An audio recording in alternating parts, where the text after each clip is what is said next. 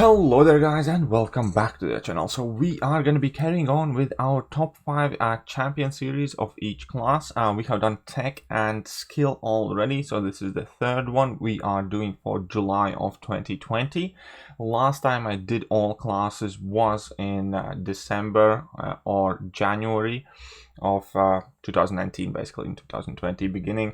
So we have had a bit more than half a year of developments in Mountains of Champions and new champions getting added, and most of the classes have some changes in the rankings. Unfortunately, Cosmic isn't really one of those. In 2020 we have had only 2 Cosmic Champions added so far, and they are nowhere in Terrax, therefore both of them are quite utterly useless.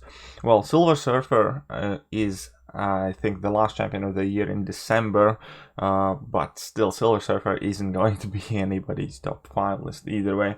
And before I actually get to the main list, I wanted to quickly note that I think most of the people have this impression of Cosmic Class that it is actually really stacked, and I personally believe that actually Cosmic Class is quite shallow.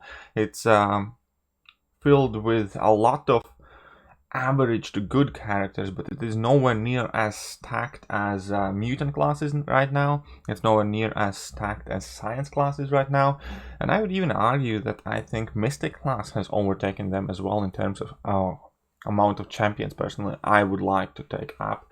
And I know that there are going to be many people screaming like, no, Cosmic is really stacked class, this and that is great. But to those people, my first kind of like point of judgment for myself would be, how many different champions of this class would you personally, for your own account, would take to rank 3 as like your initial champions? And currently in Cosmic class there are only 2 champions you would want to rank 3, as at least for me, without like any hesitation and doubt. And for me that would be Captain Marvel and that is Corvus. And those 2 champions are like the only ones I would kind of like immediately consider rank 3 worthy and would try to get up to rank 3. Hyperion would be another one, but he's unavailable as a 6-star. Anything else that comes below that is not bad. Like Venom is a great champion, but would I immediately want to take him up to rank 3? Probably not. I'd definitely like go with Silver Surfer for prestige, but even if prestige isn't the issue, I'm not too sure if I would want a rank 3 6-star Venom. That definitely, like, considering how rare are these tier 5 class catalysts. Anyways, that being said, we're gonna get into our top 5, and we're gonna start our top 5 with Medusa. Now, Medusa used to be one of the best champions in the... Well, she still is one of the 5 best champions in Cosmic class, but not by a large margin. And I think she just about narrowly edges out, like, Vision Arcus, because I think Vision Arcus is also a fantastic champion. Now, the reason why I still prefer Medusa is quite simple, just because she can get to armor shatter faster than Vision Arcus can, and she can maintain it 100%.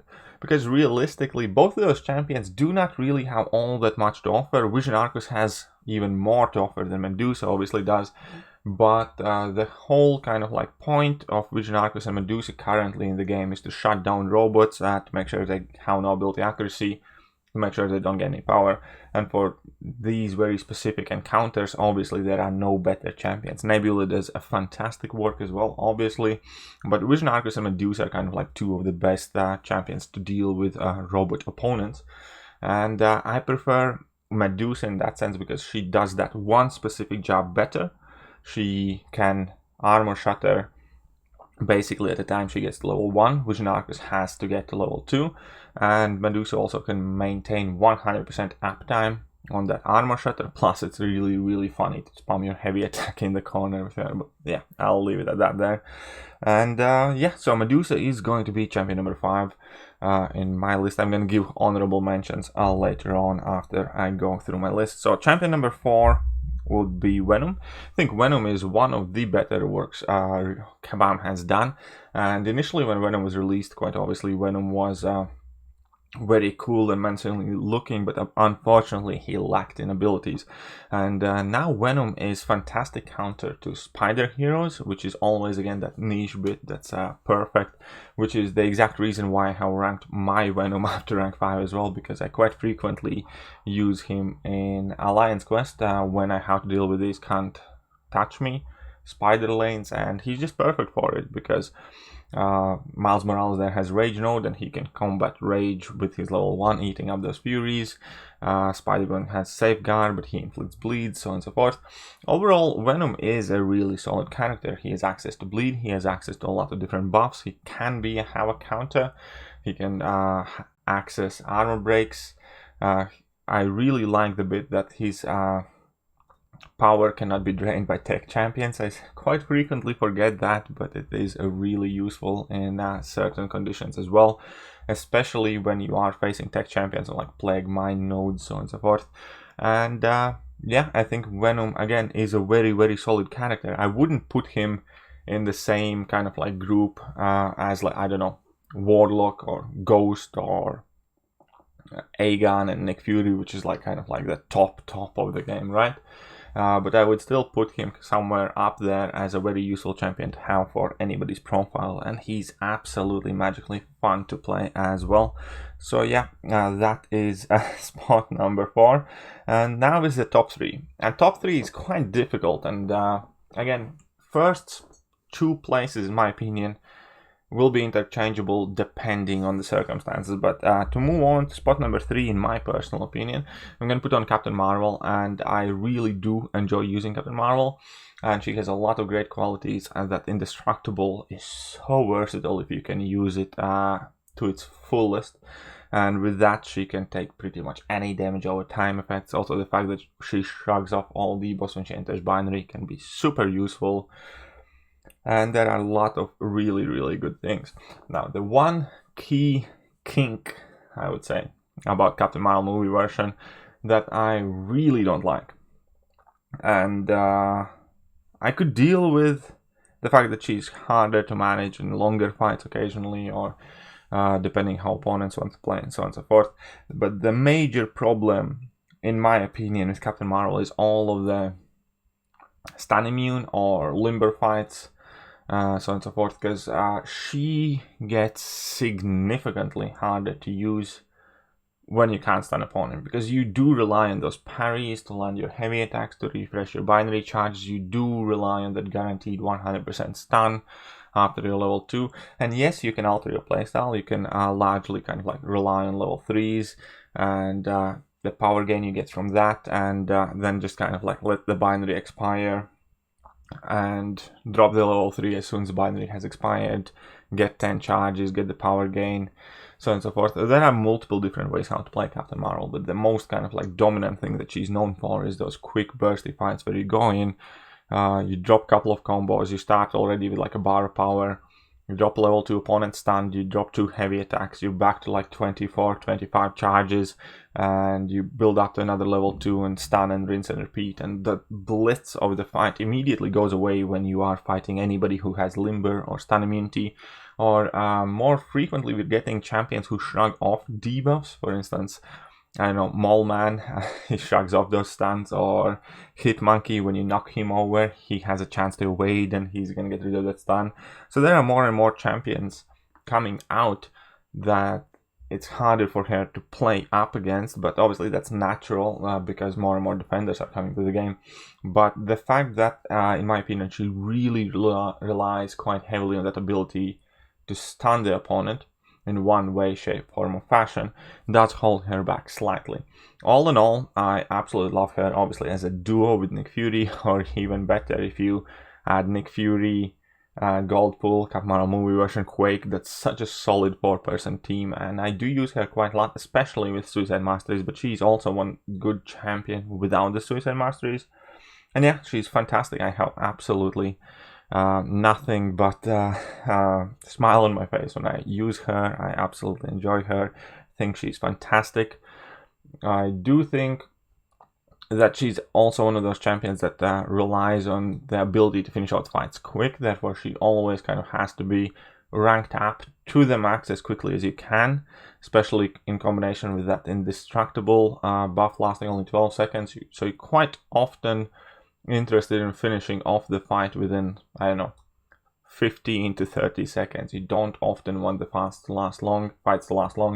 So Captain Marvel movie typically benefits from any and all attack advantages that you can get from any and all boosts, so on and so forth. But if you give her power boosts, man, it's some really crazy time. And yeah, absolutely love Captain Marvel, but I'm going to put her in third, and I'm going to try my best to explain why. So, well, I partially did because of that Reliance stun. And now are the top 2 spots. And currently I'm going to put Hyperion in the second place. Now, the reason why I'm putting in Hyperion in the second place is partially because he's not available as a 6-star, and Corvus is. And that changed a lot for Corvus, because Corvus as a maxed out 5-star was kind of like getting overtaken by the content, where there were these hugely ramped up attack values in 6.3 and 6.4. And then obviously it would carry on to Act 7 as well. Basically, opponent just started having too much health for Corvus to deal with that efficiently, especially the initial ramp-up fights. So if you wanted to use max 5-star Corvus in 6.3 with no missions, you pretty much had to put on suicides, had to put on big boy boosts and probably cosmic boosts, and then you could do the first fight kind of like properly. Otherwise, you were all but guaranteed to go through at least 2 sets of charges to kill the first opponent, how to speak. And now that Corvus is more commonly seen and commonly available as a rank 3 6-star, he is able to extend his damage window. And I actually tested purely just with Suicide Masteries going in at 6.4 whether I can take down an opponent with no class advantage, with no missions active, and I was able to finish out that fight within first set of 20 charges just by having Suicide Masteries active. And I think that's a huge kind of like deal for Corvus, and that's kind of like the barrier limit where he can be used to its full extent. Hyperion, in my opinion, however, is still the best cosmic champion in the game if you're not running Suicide Masteries. And that is the main differential here. Hyperion is extremely versatile. He can handle Suicide Masteries extremely well as well, because he's partially immune, he has access to regen. But a large part of Hyperion's charm is his special spam, or his heavy and special spam, and his ability to alternate his playstyles. For instance, just do the entire fight with level 1s only, because that is exactly how much extra power you get, to a point where you can literally just throw level 1s, slow play a bit, maybe weave in a heavy attack. And that is a big part of Hyperion's kit. And that access to Incinerate, and the fact that these level 1s are projectile attacks, so you do not make contact with the opponent. There are 59 different scenarios at the very bare minimum where that is extremely beneficial for Hyperion. For instance, he's a good electro counter just because of that, just because he can spam the level 1s, because only the first hit make connection with electro that doesn't deal much damage back, but then all of the level 1 kind of like laser eye beams are projectiles, so you don't take any damage there, and you place Incinerates on electro, and electro is just melting away. And he's able to bypass many different kind of like fights by his ability to use all of that huge amount of extra power gain that he has to the fullest, whether it is spamming level 2s, whether it is quickly shifting in between whichever special you need, because we have like hurt locker nodes and so on and so forth. And yeah, overall, whenever I am not running Suicide Masteries, I pretty much always try to use Hyperion, because he is extremely valuable champion. Even for Act 6, there are many fights where he might not be the best option, but he's always going to be like a second or third option. So there are so many different fights Hyperion can take, and it might not be the go-to champion for everybody. But if you're missing something that you would typically use, more often than not, Hyperion is there to kind of like step in. Good proof is the fact that Hyperion can do champion fight, right?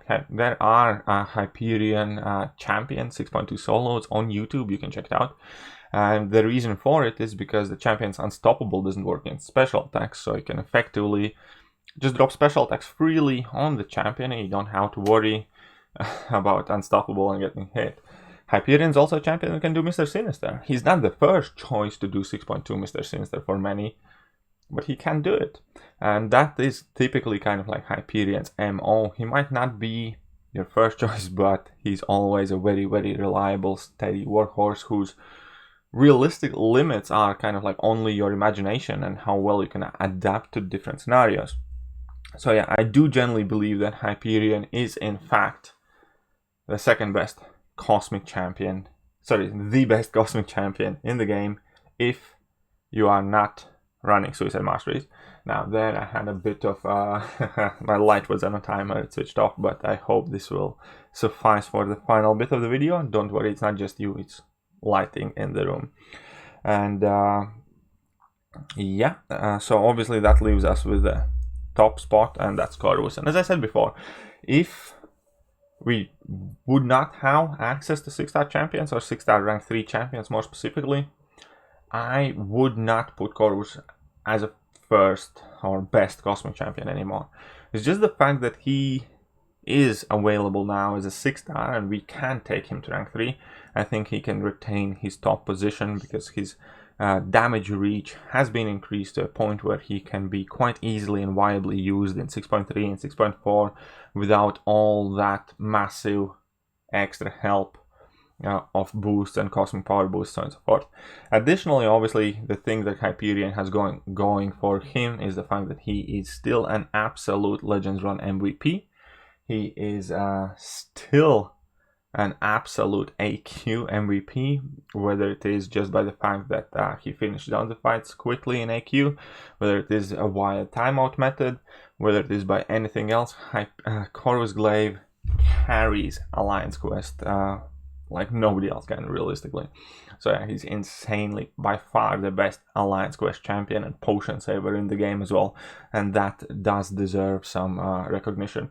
Now, when it comes to Alliance War, I think Hyperion has been suffering due to flow in recent months, but with Stubborn set to be dominant kind of like node, I fully expect Hyperions to kind of like resurface again, especially with that power drain on level 2, when you're going to be able to kind of like flex your opponent a bit further and push them into 3 bars of power and then power drain them.